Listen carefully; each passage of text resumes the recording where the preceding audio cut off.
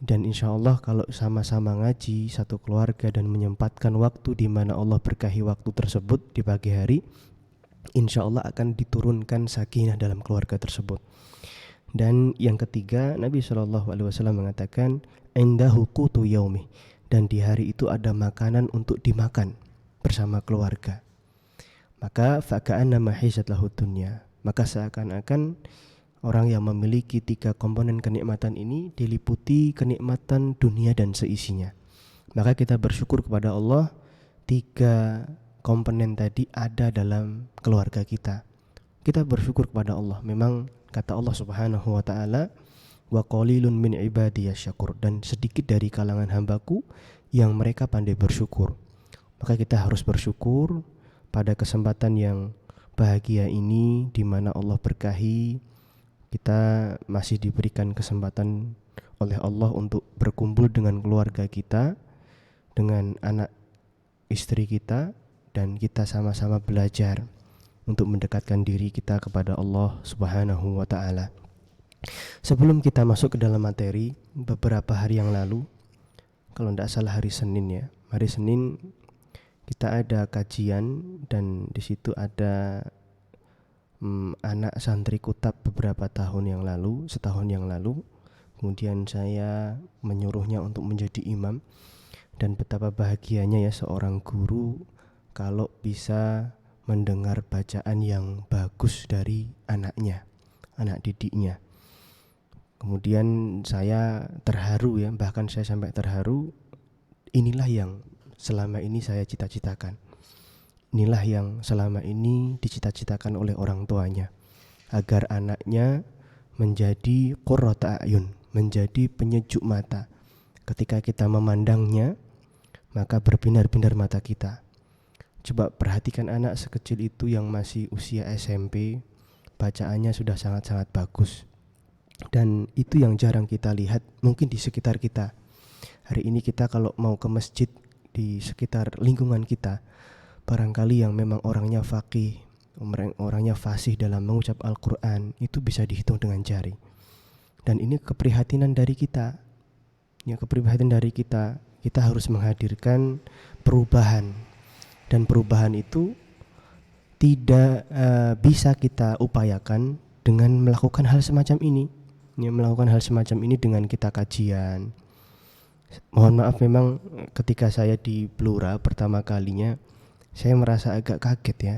Ternyata anak-anak itu seusia SD jarang sekali yang kemudian mereka khatam Al-Quran, jarang.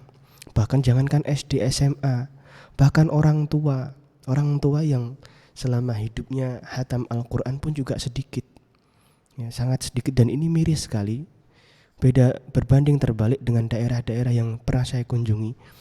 Jadi mereka itu aib kalau tidak hatam Al-Quran di bulan Ramadan. Ya, berarti setiap Ramadan hatam Al-Quran minimal. Ya, minimal. Kalau idealnya kan seorang mukmin kalau bisa sebulan khatam sekali kalau bisa. Tapi paling minimal ketika Ramadan di mana kebaikan itu dilipat gandakan, kok enggak juga. Nah, ini sesuatu yang miris dan harus menjadi renungan untuk orang tua, untuk kita semua. Maka mari kita hadirkan kebiasaan-kebiasaan baik, misalnya aib kalau anak kita tidak memiliki hafalan Quran, aib kalau bacaannya masih belum baik, aib kalau belum di keluarga itu menghatamkan Al-Quran dalam beberapa jenjang waktu, aib ya. Kita jadikan itu sebagai semangat kita. Dan ketahuilah bahwa orang tuanya pun yang anaknya saya tunjuk jadi imam, kemudian beliau terharu. Orang tua mana yang tidak terharu, tidak bangga melihat bacaan dari anaknya, darah dagingnya, yang menjadi harapannya kelak nanti ketika di akhirat bisa menjadi syafaat untuk orang tuanya. Makanya kalau orang tua itu memiliki ikhtiar yang bagus, setiap hari mengupayakan untuk keluarganya itu taat kepada Allah, insya Allah anak itu dengan otomatis akan ikut, otomatis akan soleh kalau orang tuanya mengupayakan, tentu dengan doa, dengan ikhtiar. Kalau kita sudah memfasilitasi semacam ini, di Kutab sudah memfasilitasi untuk kajian, tapi orang tuanya juga tetap belum berperan, maka dengan apa lagi Allah memberikan hidayah kepada kita, ya. Memang kalau santri itu kalau orang tuanya kooperatif, orang tuanya sangat mendukung apa yang kita jalankan, insya Allah anak itu akan ada perubahan dalam dirinya. Dan anak-anak yang mereka itu kita lihat bagus adabnya, pemahamannya juga bagus, itu terjadi karena orang tuanya memang setiap harinya juga memberikan pelajaran tersebut. Ada beberapa anak yang ketika ditanya itu selalu bilang kata abiku, kata abiku, kata abiku. Ini berarti pendidikan di rumah sudah berjalan dengan baik tentunya, ya. Sudah berjalan dengan baik. Ada anak ketika ditanya tentang ayahnya, tentang ibunya, nggak tahu. Berbanding terbalik. Anak-anak yang memang mereka dididik oleh orang tuanya, jadi setiap hari itu Masya Allah keluarganya itu juga menyempatkan diri ketika subuh itu bersama-sama dengan keluarganya, suami, istri dan anak-anaknya kumpul, mereka semua bawa zikir pagi, ya. Azkarus sobah wal masa, kalau nanti sore juga mereka juga berzikir bareng-bareng. Orang tuanya yang memandu, ayo semuanya ditinggalkan semua aktivitas, masih sibuk dengan pekerjaan, dengan HP-nya, ayo ditinggalkan dulu, kita baca-baca dulu nak semuanya. Anak-anaknya semua membaca, orang tuanya juga ikut membaca. Nanti setelah itu Quran, setelah selesai dari membaca zikir pagi, kemudian langsung ke Quran. Terus orang tuanya menyimak hafalan anaknya. Keluarga yang semacam ini insya Allah akan sakinah. Dan itu kan harapan kita semua. Ketika kita mendatangi orang yang menikah, pasti kan doanya semoga sakinah, mawaddah, warahmah, ya kan? Jangan cuma sekedar doa, tapi harus kita upayakan. Memang harus ada yang kita korbankan waktu kita. Kalau waktu pagi sambil ngopi, bahkan ada sebagian yang masih ngerokok, kedal-kedul, ya. Kemudian sambil jegrang, itu enak memang. Tapi kalau mau mengupayakan menjadi anak yang soleh, anak kita mau soleh, ya nggak seperti itu caranya. Mudah-mudahan ini momen yang bagus untuk kita bisa berubah, momen yang bagus untuk kita bisa berbenah di keluarga kita. Karena setiap keluarga kan pengen semua keluarganya itu masuk surga bersama-sama. Dan selalu yang saya tanyakan kepada calon wali santri yang mau masuk ke Kutab, saya tanya visinya apa. Kalau belum punya visi, maka buat visi dulu. Dan kebanyakan jawaban dari orang tua, terutama ayah, adalah pengen gandeng keluarga saya untuk ke surga, Tat, gitu. Masya Allah. Mari kita upayakan. Makanya kegiatan kita pagi hari ini mudah-mudahan Allah berkahi dan menjadi titik balik untuk keluarga kita yang masih belum bisa kemudian menjadikan waktu khusus itu untuk keluarga. Ayo jadikan. Sibuk apapun kita, pagi kah, sore kah, bisa, insya Allah bisa. Tidak ada yang susah. Mudah-mudahan ini setelah kegiatan kita sampai 14 hari nanti berlalu, mudah-mudahan setelahnya itu juga istiqomah, dilanjutkan dengan mungkin kalau nggak kajian, bisa saja kita baca Quran bareng-bareng sekeluarga, baca zikir pagi, zikir petang, atau mungkin bersedekah di waktu pagi. Itu keutamaannya kan sangat-sangat besar. Makanya mudah-mudahan kita berharap, mudah-mudahan momen yang semacam ini bisa kita teruskan setelah kegiatan ini berakhir nanti, bisa kita lanjutkan di keluarga kita. Karena kita semua pasti berharap, kita punya keinginan yang kuat bahwa keluarga kita, diri kita semuanya masuk surga Firdaus kalau perlu, ya. Dan ini memang cita-cita tertinggi kita, surga Firdaus bersama Nabi SAW. Maka harus diupayakan, harus ada pengorbanannya, harus ada usahanya. Mari kita usahakan dan semoga kegiatan kita ini bisa kita istiqomahkan, ya. Meskipun tidak dengan kajian, tapi ya mungkin dengan zikir pagi, silahkan di rumah. Dan pendidikan yang paling banyak, paling kuat pengaruhnya ya ketika pendidik itu adalah bapak dan ibunya. Insya Allah mudah-mudahan kegiatan kita ini menjadi titik balik yang kuat. Dan kalau suaminya belum mau ikut kajian atau istrinya masih ogah-ogahan, masih sibuk dengan yang lain, memang harus kita luangkan dulu. Taib, Itu pembukaan dan untuk motivasi bagi kita dan keluarga kita, yang mudah-mudahan Allah Subhanahu wa taala memberikan taufik dan hidayahnya kepada kita semua. Tapi kemarin kita sudah bahas tentang hadis yang pertama sampai hadis yang kelima. Maka hari ini insya Allah kita akan lanjutkan pada pembahasan hadis yang ke-6 sampai hadis yang ke-10 insya Allah. Ya. Baik, hadis yang ke-6. Keutamaan sholat malam di bulan Ramadan dengan ikhlas. Dari Abu Hurairah radhiyallahu anhu, Rasulullah sallallahu alaihi wasallam bersabda, "Man qama ramadhana imanan wa ihtisaban, ghufira lahu ma taqaddama min dzambih."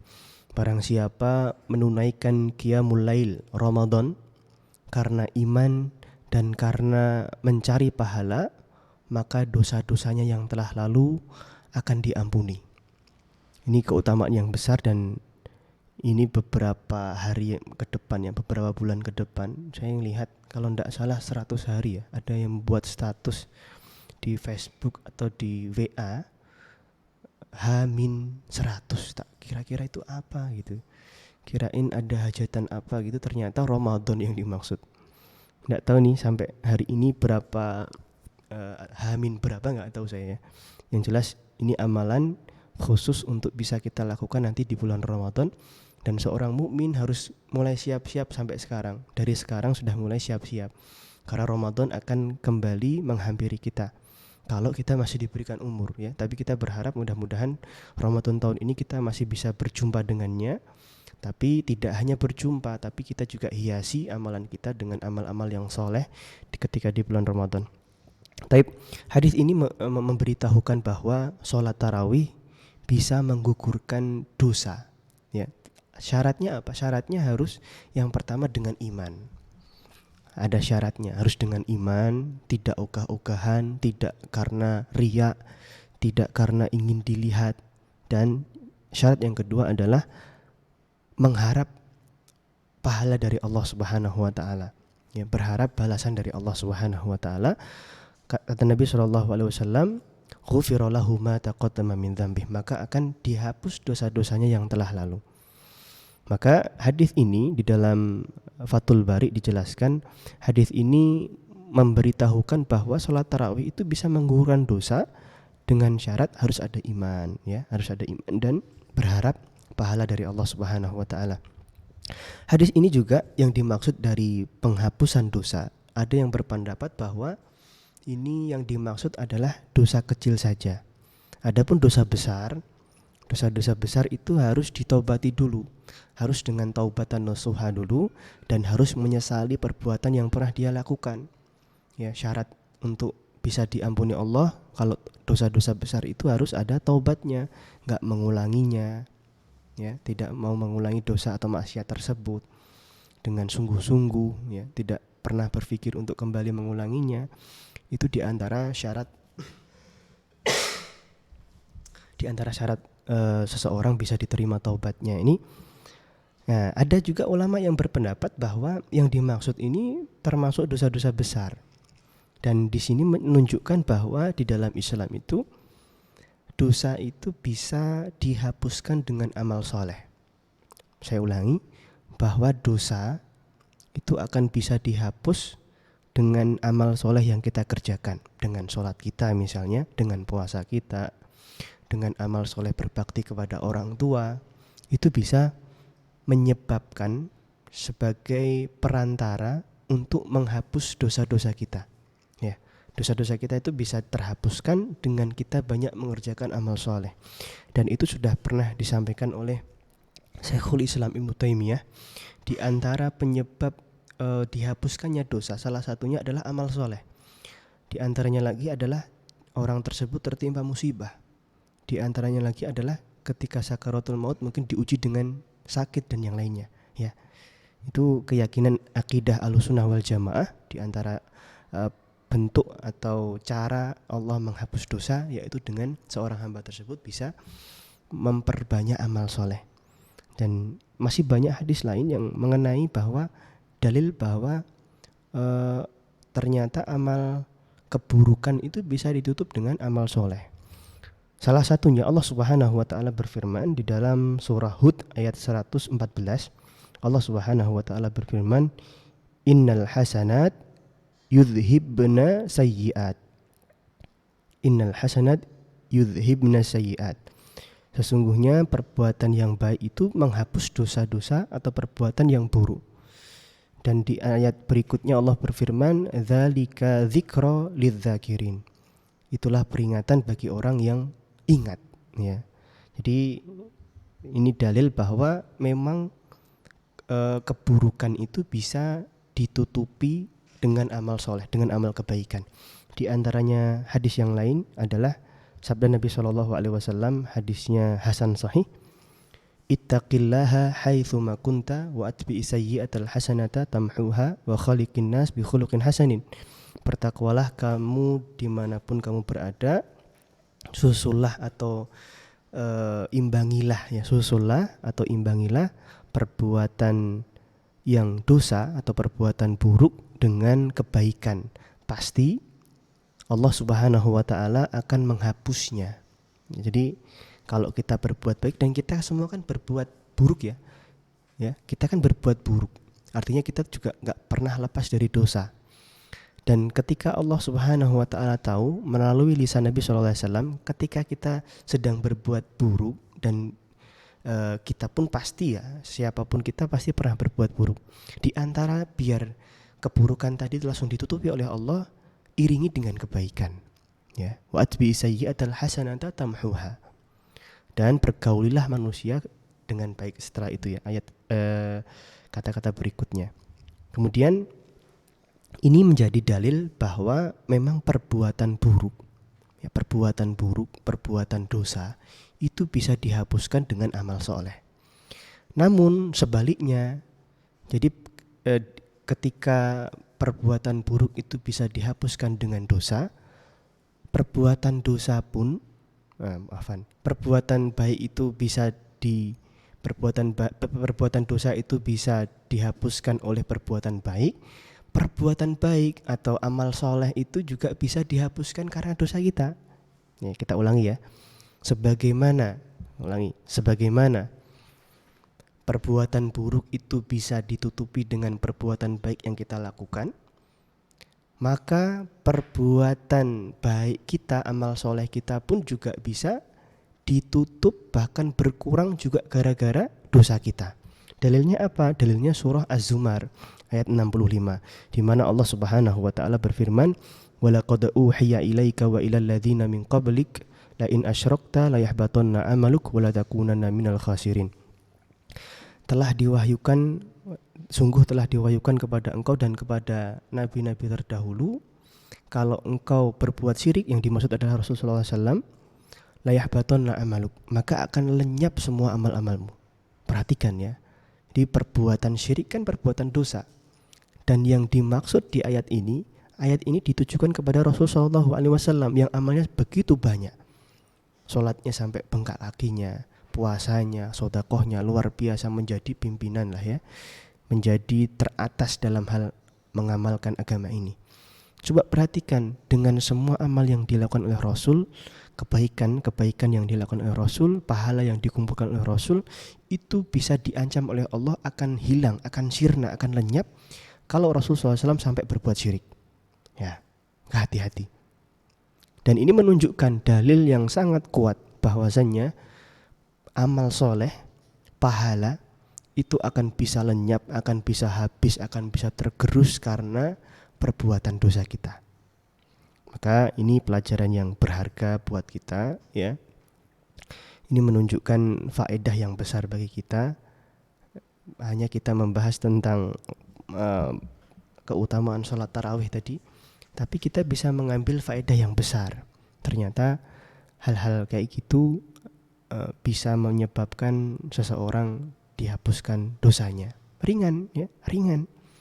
Sholat tarawih kan sebenarnya ringan, karena tarawih tersendiri itu artinya kan roha itu istirahat.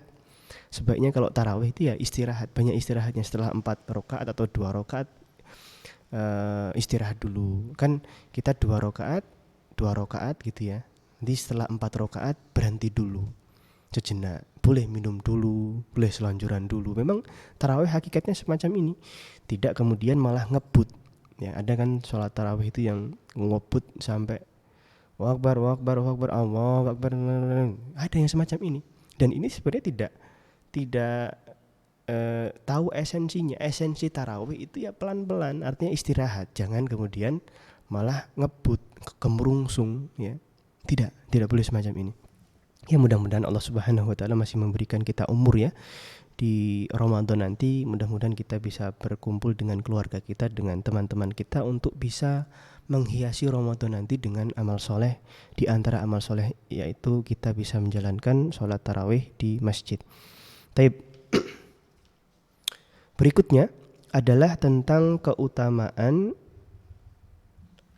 umrah, atau yang lebih tepatnya balasan umrah dan haji yang mabrur.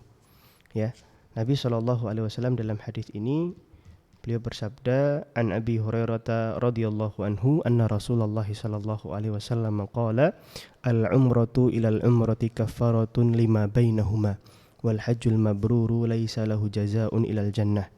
Umrah sampai umrah berikutnya adalah sarana penghapus dosa. Ya, maksudnya apa? Umrah yang satu dengan umrah yang kedua, kita pernah umrah 2 kali misalnya, maka di antara umrah satu dan umrah yang kedua itu sarana kita dihapuskan oleh dosa oleh Allah Subhanahu wa taala. Maka dosa yang apa? Dosa yang kecil kata para ulama yang lebih rajih. Yang dimaksud di sini adalah dosa-dosa yang kecil. Wal hajjul mabruru laisa lahu jazaa'un ilal jannah, dan haji yang mabrur itu tidak ada balasan selainnya kecuali surga. Ya. Mungkin sebagian kita sudah pernah mendengar atau mungkin masih bertanya-tanya kalau kedua amalan ini belum bisa dilaksanakan, sedangkan kita juga pengen ke sana, bisa nggak ya kita ke sana ya? Jawabannya bisa. Kata ada amalan-amalan yang ternyata bisa mendapatkan pahala haji dan umroh meskipun kita belum pernah haji dan umroh. Seperti misalnya kita berdiam diri ba'da subuh, berzikir kepada Allah, kemudian sholat 2 rakaat, kan dijanjikan kepada kita seperti haji dan umroh sempurna kan gitu. Ya. Dan keutamaannya besar, dan ini menjadikan hiburan bagi kita yang belum ke sana ya. Tapi lebih afdolnya ya kita bisa ke sana nanti suatu saat, bisa umroh. Kalau enggak bisa haji, karena haji sekarang tunggunya juga waktu tunggunya itu juga lama ya, kalau enggak salah sampai puluhan tahun. Bahkan saya pernah baca di Kalimantan Selatan itu daftar tunggunya sampai 24 tahun. Bayangkan kalau sehari ini kita daftar, kira-kira kalau umur sekarang misalnya umurnya 30, nanti ketika umur 50 berapa? 50 sekian tahun ya, baru bisa umroh. Kalau yang sekarang daftar umurnya sudah 50 tahun, maka akan berangkatnya 75 tahun ya. Dan belum tentu masih hidup di umur segitu ya. Makanya ya kalau punya plus ya, kalau punya rezeki yang banyak ya bisa kita haji plus. Haji plus sekarang berapa Mas Ojan? Haji plus berapa? Gak tahu. Besar lah ya, nilainya besar sekali. Dan barangkali kita juga pengen haji dan umroh secara bersamaan, atau umroh dan haji secara bersamaan. Ada tipsnya. Jadi Nabi SAW pernah mengatakan bahwa berhajilah atau umrohlah di bulan Ramadan ya. Umroh di bulan Ramadan, fa inna umrata fi Ramadan hajjatun. Jika Ramadan telah tiba, umrohlah di bulan Ramadan.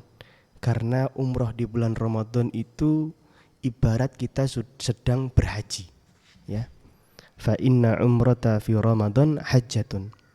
Sesungguhnya umroh di bulan Ramadan itu setara kayak kita sedang haji. Balasannya sama dengan haji. Ini diriwayatkan oleh Imam Bukhari dan Muslim. Sedangkan lafaz dalam Sahih Muslim disebutkan fa inna umratan fihi ta'dilu hajjatan. Fa inna umrata fihi ta'dilu hajjatan. Umrah pada bulan Ramadan itu setara atau senilai sebanding dengan haji. Di antara lain ketika kita umrohnya itu pas bulan Ramadan, dan biasanya banyak ya ketika Ramadan kan diburu banyak orang karena memang keutamanya besar ya. Di antaranya lagi adalah hadis dalam riwayat Bukhari, Nabi SAW mengatakan fa inna umratan fi Ramadan taqdi hajjatan ma'i. Jadi umrah di bulan Ramadan itu seperti berhaji denganku. Denganku itu dengan Rasulullah SAW. Masya Allah, kebahagiaan tersendiri. Ini bukan berarti itu keutamaan untuk sahabat saja, termasuk ini keutamaan untuk umatnya. Meskipun Rasulullah SAW sudah wafat, kita akan dinilai berhaji bersama manusia yang kita cintai. Mungkin pertanyaan dalam benak kita, kalau pas Ramadan itu biasanya mahal, tak? Ya. Kalau umrah di bulan Ramadan yang tadinya mungkin kisaran 25 juta, tapi kalau pas Ramadan berapa biasanya? Sampai 40 juta, ada yang 30 juta. Ya. Tapi coba perhatikan kalau dalam masalah dunia, meet and greet dengan artis saja, itu kan rela kita kemudian mengeluarkan kocek yang dalam. Bagaimana kita akan umroh atau haji bersama Rasulullah, tapi ketika mahal sedikit kita ngeluh? Nah itu dia ya, masalah dengan artis saja. Dan itu umroh kita, haji kita itu gratis kan sebenarnya. Yang bikin mahal kan hotelnya, perjalanannya. Tapi kalau kita orang sana kesana ya gratis. Masuk Masjidil Haram memang bayar, Masjidil Aqsa memang bayar, enggak kan? Memang perlu mau nonton bola Piala Dunia kemarin kan ada berita itu, tiket untuk yang bukan VIP, tiket tribun saja sampai 40 juta. Tapi didatengin. Tapi kalau umroh kok enggak? Nah ini pertanyaan buat kita. Padahal nonton bola enggak ada faedahnya, maksudnya enggak mubah-mubah saja, tapi kan enggak mendapatkan pahala dari situ. Tapi umroh, apalagi di bulan Ramadan, senilai dengan haji. Bahkan hajinya tidak cuma haji plus apa? Plus bersama Rasulullah SAW. Mudah-mudahan Allah Subhanahu Wa Taala memberikan kita dan keluarga kita rezeki ya. Mudah-mudahan siapa sih yang nggak mau ke sana ya. Setiap muslim, setiap mukmin, kita semua pasti merindukan Masjidil Haram. Kita akan rindu kota Nabi ya, dimana kota itu adalah kota yang diinjak oleh Nabi SAW, dimana kota itu dimana Nabi SAW dibesarkan ya. Ya mudah-mudahan Allah mudahkan kita untuk bisa datang ke sana untuk haji, atau kalau nggak bisa ya umroh ya, minimal umroh kita bisa ke sana. Alhamdulillah kita sudah selesaikan hadis yang ke-7. Kita lanjutkan hadis yang ke-8, yaitu tentang adab menguap. An Abi Hurairah radhiyallahu anhu anna Rasulullah sallallahu alaihi wasallam qala at-tatha'ubu minasyaiton fa idza tatha'aba ahadukum falyaruddahu mastata'a fa inna ahadakum idza qala hadhika syaiton. Muttafaqun alaih. Jadi Nabi SAW dari Abi Hurairah radhiyallahu anhu bahwa Rasulullah SAW bersabda, menguap itu dari syaiton. Fa idza tatha'aba ahadukum falyaruddahu mastata'a. Kalau di antara kalian hendak menguap, hendaknya ditahan semampunya. Ya, ditahan dengan semampunya, sekuat-kuatnya. Fa inna ahadakum idza qala hadhika syaiton. Karena ketika ada seorang dari kalian menguap sampai dia tidak bisa membendung atau tidak bisa menahan uapannya, sampai bilang ha dhahika syaitan, maka akan membuat setan itu tertawa. Ya. Maka di sini pelajaran untuk kita adalah ketika kita sedang menguap, sebisa mungkin kita tahan. Bagaimana caranya? Di antara caranya yang diajarkan oleh para ulama kita adalah dengan menahan uapan kita. Misalnya gini ya, menahan dengan bibir. Saya izin minum dulu. Bismillah.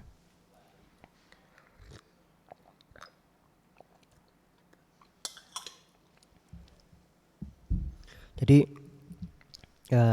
di antara adab ketika kita sedang menguap adalah menahan agar tidak sampai kita buka mulut kita.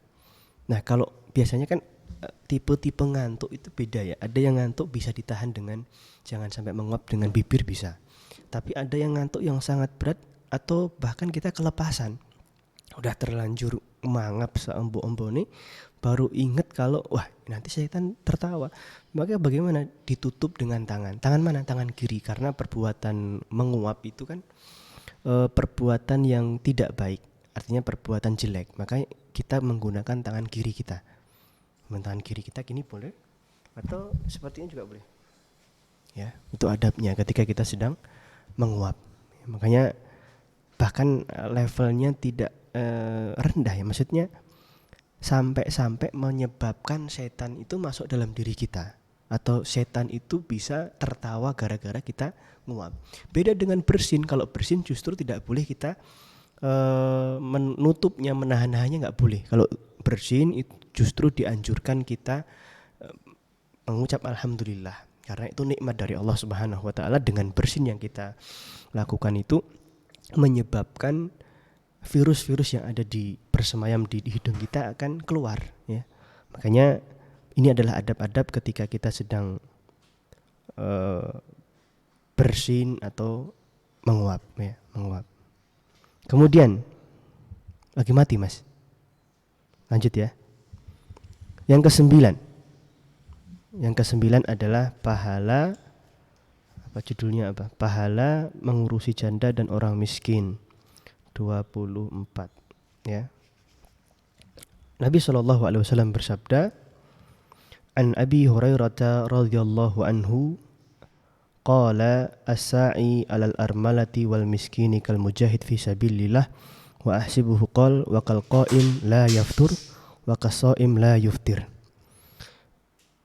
Dari Abu Hurairah radhiyallahu anhu bahwa Rasulullah sallallahu alaihi wasallam bersabda, orang yang membantu janda dan orang miskin, perhatikan, ini keutamaannya sangat besar. Saya ulangi, orang yang membantu janda dan orang miskin, pahalanya adalah seperti kal mujahid fisabilillah, seperti orang yang berjihad di jalan Allah. Wa asibuhu qol, dan aku mengira beliau mengatakan wa kal qaim la yaftur wa kas-shaim la yuftir, seperti orang yang terus sholat malam yang tidak ada hentinya, dan seperti orang yang puasa tidak pernah berbuka. Perhatikan ya, keutamaan dari kita mengurus janda dan orang miskin ya. Perhatikan keutamaan yang pertama adalah seperti kita mujahid, mendapatkan gelar mujahid fi sabilillah. Kita mendapatkan pahala sebagaimana mujahid fi sabilillah. Dan kita tahu bahwa jihad di jalan Allah itu adalah tiangnya agama, puncaknya dalam Islam. Wa dzirwatu sanamil Islam al-jihadu fi sabilillah. Dan puncak dari ajaran Islam, puncak dari amalan Islam adalah al-jihad fi sabilillah, jihad di jalan Allah Subhanahu wa taala. Dan kita kalau menyantuni janda dan anak orang-orang miskin, maka kita akan mendapatkan pahala jihad fi sabilillah. Dan tidak cukup di situ, kita akan mendapatkan pahala sholat malam tidak pernah putus, artinya sholat malam terus. Dan kita tahu bagaimana keutamaan sholat malam. Bahkan sholat malam itu seafdal-afdalnya sholat sunnah ya. Bahkan dulu Nabi SAW pernah diwajibkan. Dan sebagaimana kita puasa sepanjang hidup kita ya, membantu janda dan orang miskin. Jadi ini merupakan fadilah yang besar.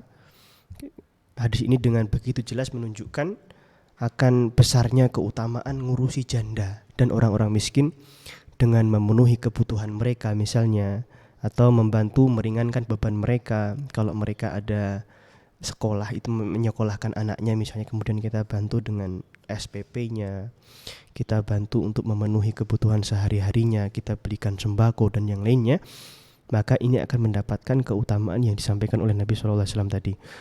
Karena sesungguhnya para janda dan orang-orang miskin itu perlu perhatian di dalam agama kita, di dalam masyarakat kita.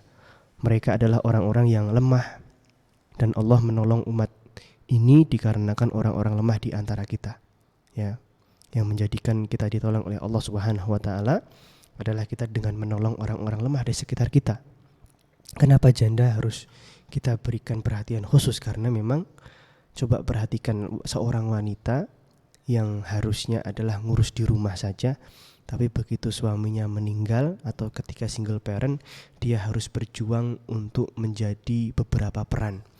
Dia harus tetap menjadi seorang ayah, menggantikan peran ayahnya, menjadi pemimpin di keluarganya.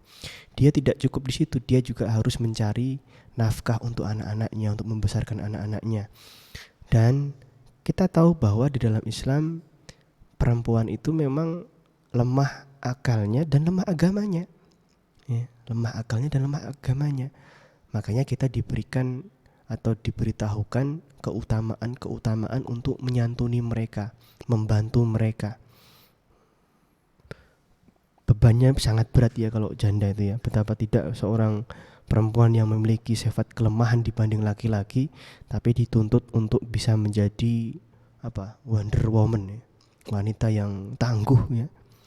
Ya mudah-mudahan Allah jaga ya, yang Allah uji dengan keadaan menjanda. Tapi yang jelas sebenarnya di dalam Islam membantu itu bisa juga diartikan menikahi. Karena di antara para sahabiat yang mereka menjanda, tidak ada yang dari mereka itu menjandanya lama. Jarang kita jumpai ada sahabiat itu yang janda. Karena ketika ada yang janda akan dinikahi oleh teman suaminya yang meninggal. Seperti itu terus. Ya, dinikahi gitu. Jadi sedikit sekali dari kalangan sahabiat yang mereka menjanda sampai matinya. Meskipun juga dibolehkan kita kalau memilih tetap bertahan agar nanti bisa bertemu dengan suaminya yang pertama untuk di surga. Karena memang menjadi wanita cukup berat, ada pilihan. Tapi kalau yang datang ada wanita laki-laki soleh kan kita nggak boleh untuk menolaknya. Jadi dua pilihan yang berat. Jadi boleh dua-duanya juga boleh. Kemudian orang miskin itu sangat perlu kita bantu.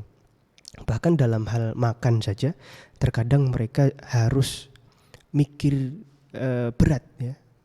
Saya jumpai ada beberapa orang miskin itu membuat kita sedih ya.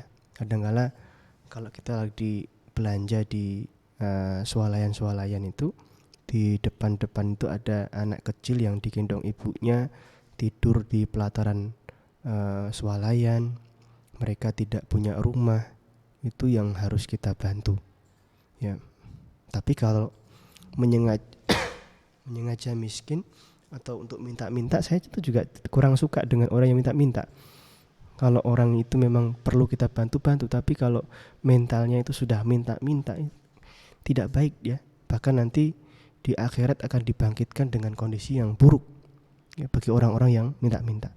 Makanya ini keutamaan bagi kita yang kita dimiliki harta yang lebih, maka jalankan harta tersebut untuk mendekatkan diri kita kepada Allah Subhanahu wa taala. Di antaranya adalah dengan cara kita menyantuni para janda dan orang miskin. Di beberapa daerah yang saya jumpai, mereka sudah ada misalnya paket khusus untuk janda dan duafa. Jadi kalau di daerah-daerah tertentu tuh sudah punya janda dan duafa itu diurusi sama mereka. Jadi setiap bulan diberikan santunan, diberikan kebutuhannya, dipenuhi kebutuhannya. Dan mudah-mudahan kita bisa niru ya hal kayak gini, karena penting sekali ya, penting sekali dan pahalanya besar. Kalau mau buka donasi ini untuk menyantuni janda dan orang-orang miskin, karena pahalanya sangat besar. Bisa jadi dengan wasilah kita mengurusi janda dan orang miskin, Allah juga akan menghapus dosa-dosa kita yang telah lalu yang kita lakukan, dan Allah akan masukkan kita ke surga bersama Nabi dengan amalan menyantuni janda. Kalau kita belum bisa banyak, mungkin satu janda. Lihat kalau di rumah kita, sekitar rumah kita itu ada janda, ya kita bantu semampu kita. Kalau ada makanan satu bungkus, minimal satu bungkus kita kasihkan ke janda atau orang-orang miskin. Kita mau berangkat kerja, minta bungkusin sama istri kita, bungkusin satu bungkus ya, punya bungkusan tertentu itu, kemudian dibagikan ketika di jalan nanti ketemu orang miskin. Mohon maaf tukang becak, Tukang becak itu di antara mungkin yang saat ini perlu kita bantu juga ya. Saya pernah tanya kepada tukang becak, saya tanya, Pak, setiap hari itu dapat berapa? Karena yang kita lihat sekarang ini kan tukang becak sudah sangat sepi peminatnya. Kebanyakan dari mereka kan cuma tidur-tiduran di atas becaknya gitu. Ya paling banyak itu 20.000 sehari. Lah biasanya nggak dapat sama sekali juga sering. Ya, perhatikan ya. Dan mereka nggak minta-minta kok. Dan mereka nggak minta-minta, nggak ke rumah-rumah, Pak minta Pak. Dan saya mengapresiasi yang kayak gini, maksudnya masih sehat, masih kuat. Kalau minta-minta seperti itu ya nggak pantas lah ya. Jangan menjadi mental yang minta-minta semacam ini. Kemudian yang terakhir adalah hadis yang ke-10. Hadis ini berjudul setiap musibah ada pahalanya, ya. Jadi setiap musibah itu ada pahalanya. An Abi Hurairah radhiyallahu anhu anna Rasulullah sallallahu alaihi wasallam qala ma yusibul muslima min nasabin wala wasabin wala hammin wala huznin wala adhan wala ghammin hatta syaukati yushakuha illa kafarallahu biha min khatayahu. Dari Abu Hurairah radhiyallahu anhu bahwa Rasulullah sallallahu alaihi wasallam bersabda, tidaklah seorang muslim tertimpa suatu kelelahan, penyakit, kecemasan, kesedihan, gangguan dan kesusahan hingga tertusuk pun, ya, tertusuk duri sekalipun, kecuali karenanya Allah mengampuni dosa-dosanya. Jadi hadis ini ada beberapa faedah yang dapat kita ambil. Di antaranya adalah bahwa seorang muslim yang tertimpa musibah akan mendapatkan balasan dari Allah Subhanahu wa taala. Sekecil apapun musibah tersebut, maka Allah Subhanahu wa taala akan menggugurkan dosa-dosa kita atau menggugurkan kesalahan-kesalahan kita dengan musibah yang sedang kita timpa, yang kita sedang menerima musibah tersebut. Bahkan sampai duri, kita ketusuk duri. Apa duri bahasa Jawanya apa? Apa bahasa Jawanya duri? Duri bahasa Jawanya apa? Eri, ya. Kena ri ya bahasa kita ya. Kena ri itu menyebabkan dosa kita diampuni oleh Allah Subhanahu wa taala. Bagaimana dengan seorang ditimpa dengan musibah, misalnya kecelakaan, kemudian sampai berhari-hari di rumah sakit. Maka dengan sakitnya kita itu bisa menjadi sarana kita untuk dihapuskan dosa kita, ya. Dan ini juga bisa jadi ketika kita sedang tertimpa musibah, kita akan ingat kepada Allah kan. Biasanya kan orang itu kalau ditimpa musibah baru ingat sama Allah, ya. Ketika memiliki harta yang banyak, itu mungkin tidak ingat dengan Allah, ketaatan kepada Allah juga kurang. Tapi ketika diuji dengan miskin, biasanya langsung mendekat diri kepada Allah Subhanahu wa taala. Inilah manusia. Padahal dengan banyaknya harta yang kita miliki itu juga ujian. Dan sedikitnya harta kita itu juga ujian, dua-duanya ujian. Ya, dua-duanya itu sebuah ujian. Tapi jarang sekali yang mereka bisa melalui ujian ketika hartanya banyak, ketika kesenangannya banyak. Ketika orang itu sedang di atas, itu sudah enggak ingat kalau itu ujian. Padahal itu ujian yang lebih berat. Seperti Korun diuji dengan hartanya, seperti Fir'aun diuji dengan kekuasaannya, ya. Maka bisa jadi sakitnya kita, musibah yang kita terima itu adalah sarana untuk kita dihapuskan dosa kita. Makanya ada perkataan ulama, ya, al barokatu kullu ma tuzitukum fit ta'ah.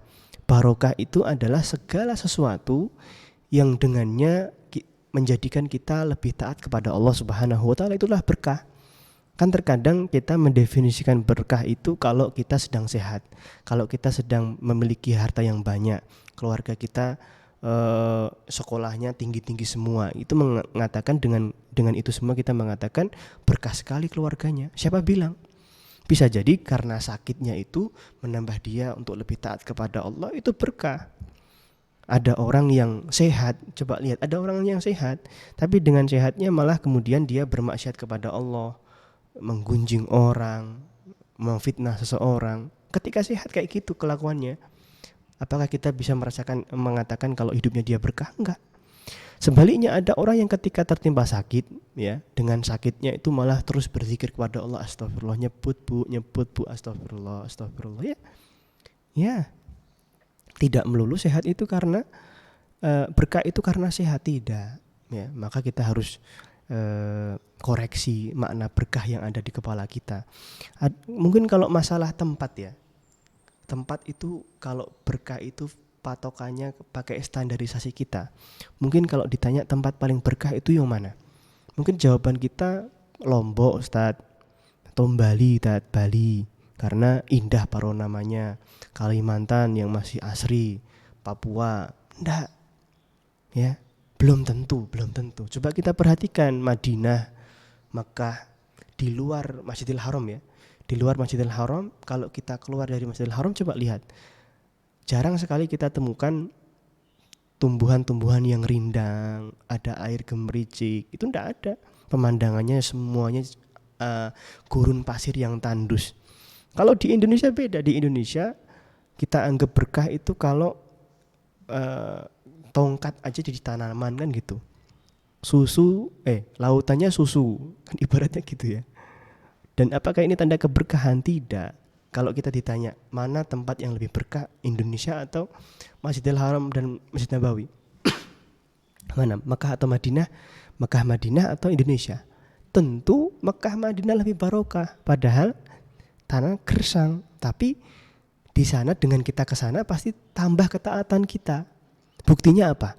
Ketika kita mau ke Madinah, mau ke Mekah, pasti kita akan introspeksi diri, membawa semangat kalau nanti pas di sana saya harus nggak boleh ketinggalan sholat 5 waktu, atau mengatakan saya akan berazam, saya akan bertekad nanti kalau di Mekah, di Madinah saya tidak akan berbuat maksiat sedikit pun, tidak mau buka IG misalnya, karena di sana kadang-kala juga berseliweran pemandangan wanita yang kita diharamkan, ya, misalnya kayak gitu.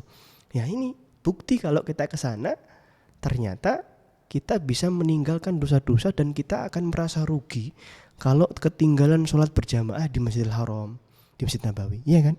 Karena memang keberkahan itu adalah ma tuzitukum fitoah. Keberkahan itu adalah ketika bertambah ketaatan kita kepada Allah Subhanahu wa ta'ala. Makanya di antara sebab seseorang itu bisa dihapuskan dosa-dosanya karena musibah yang sedang ditimpa oleh kita, itu bisa menjadi sarana penghapusan dosa-dosa kita. Makanya kita perlu paham, ya, berkah itu maknanya adalah setiap apapun dengan keadaan tersebut bisa lebih membuat kita taat kepada Allah, itulah berkah.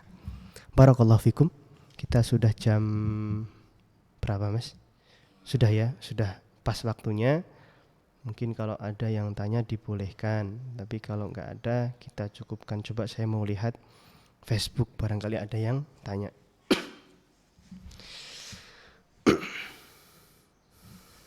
Qadarullah lagi sedikit batuk, ya, saya izin minum dulu. Bismillah.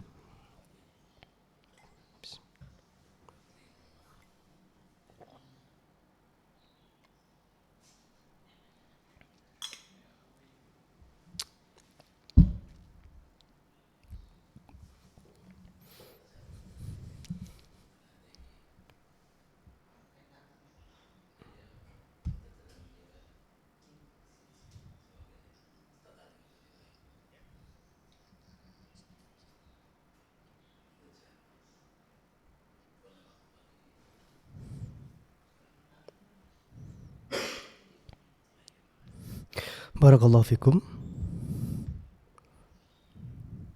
Tidak ada tanyaannya, insyaallah, ya. Kita cukupkan sampai di sini dulu. Mudah-mudahan besok kita bisa lanjutkan membahas hadis yang ke-11 sampai 15. Kita cukupkan dengan doa kafaratul majelis. Subhanakallahumma wa bihamdika asyhadu an la ilaha illa anta astaghfiruka wa atubu ilaik. Wassalamualaikum warahmatullahi wabarakatuh.